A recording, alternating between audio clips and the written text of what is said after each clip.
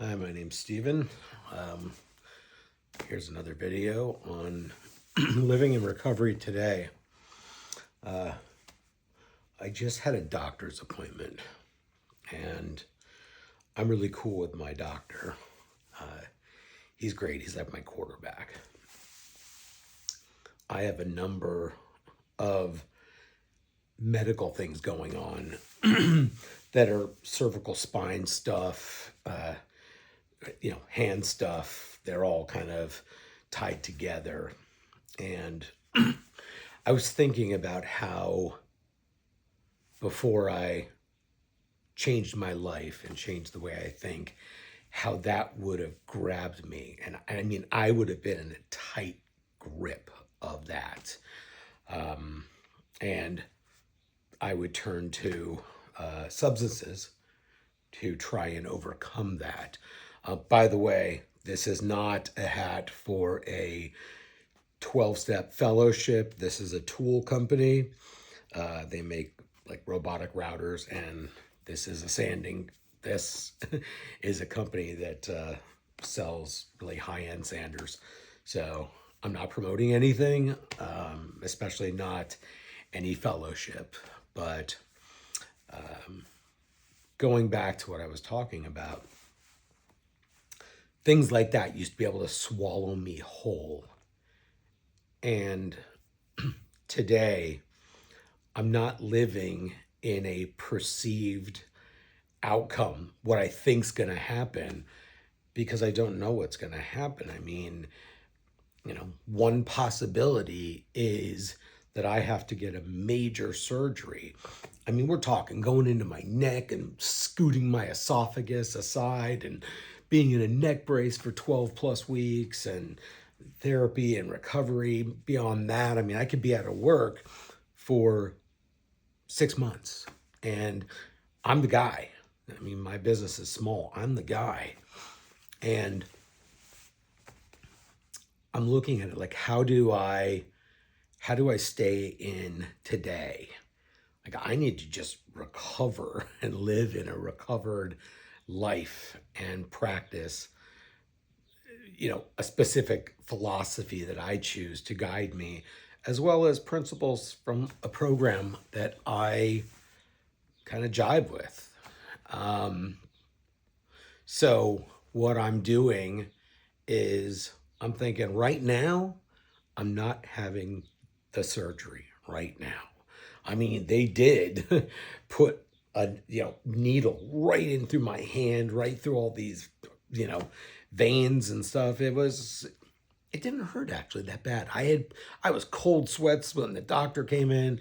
I said to the doctor, you know, if I say your name, I'm going to say, you're the greatest doctor, blank.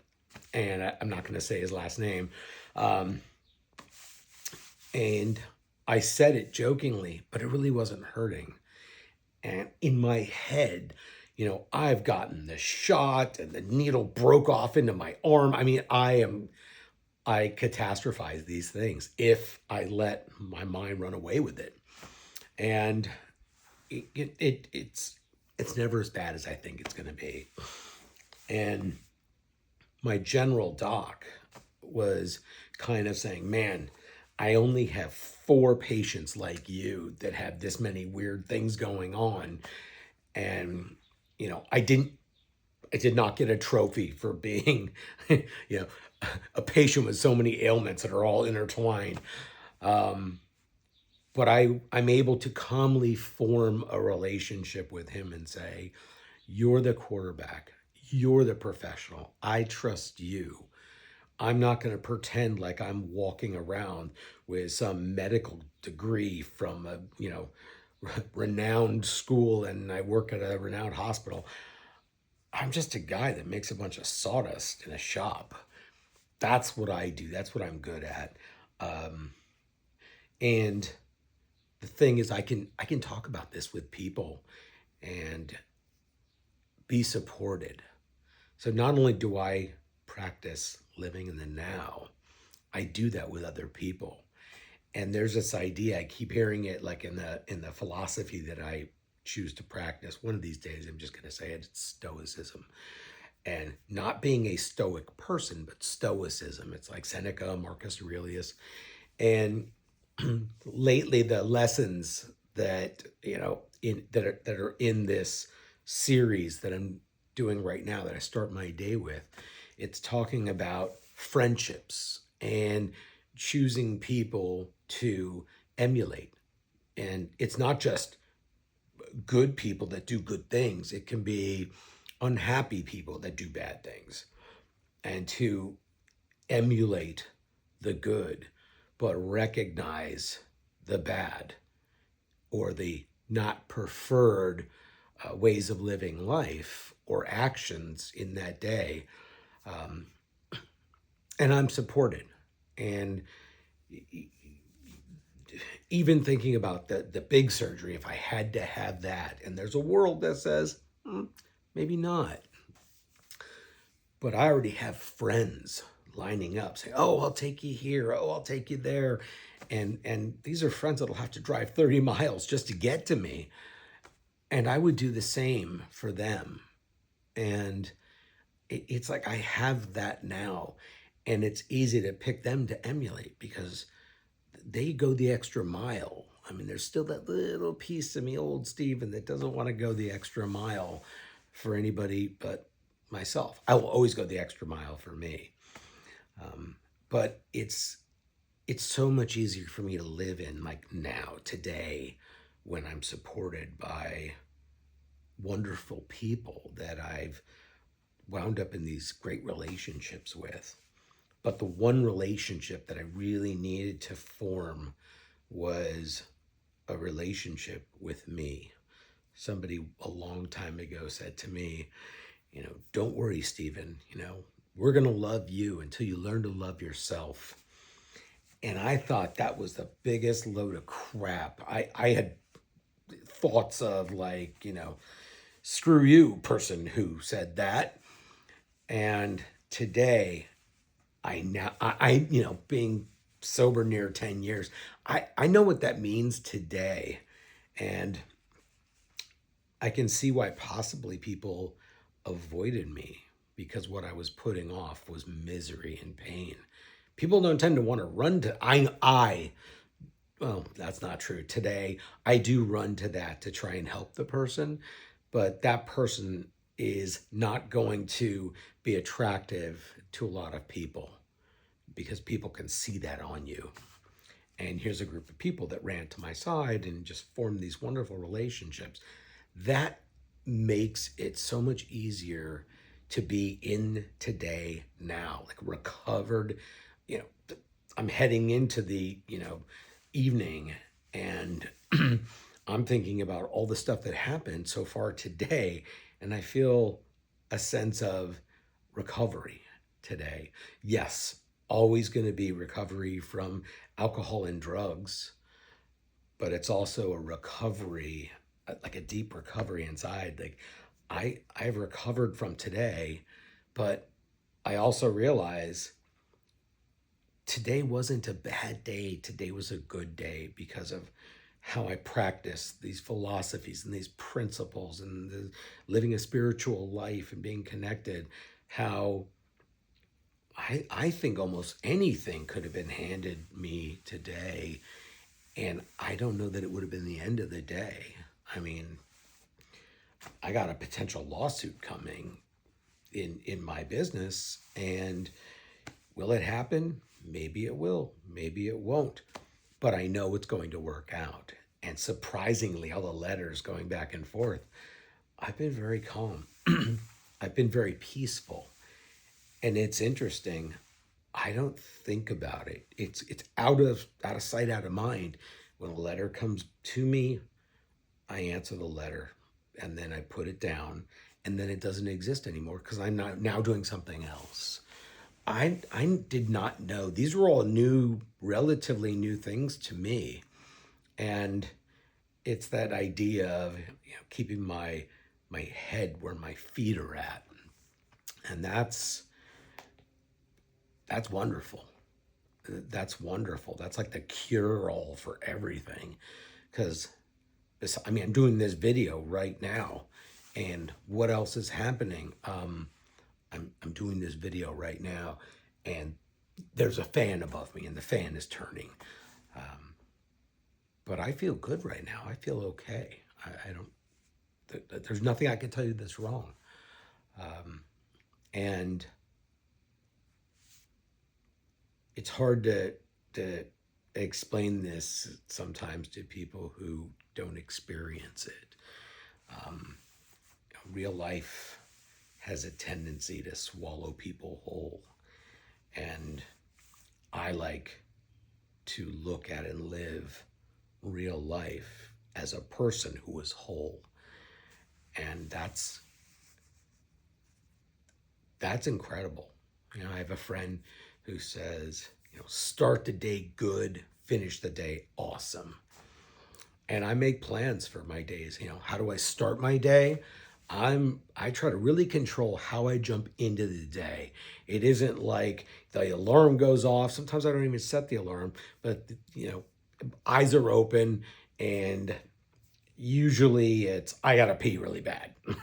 So that's almost my perfect alarm clock, because that'll get me up at 6, 5:45, sometimes 6:30, and take care of my business, and then I just sit back in bed and I start with my readings, and then I start with these little, you know, stoicism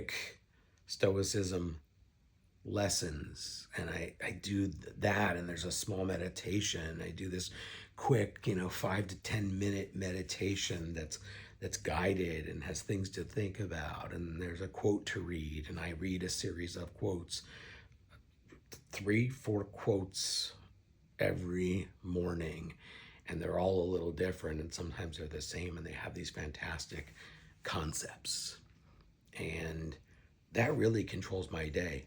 I now do not check my email before 9 a.m. I mean, I can get to work whenever I want. I can check it.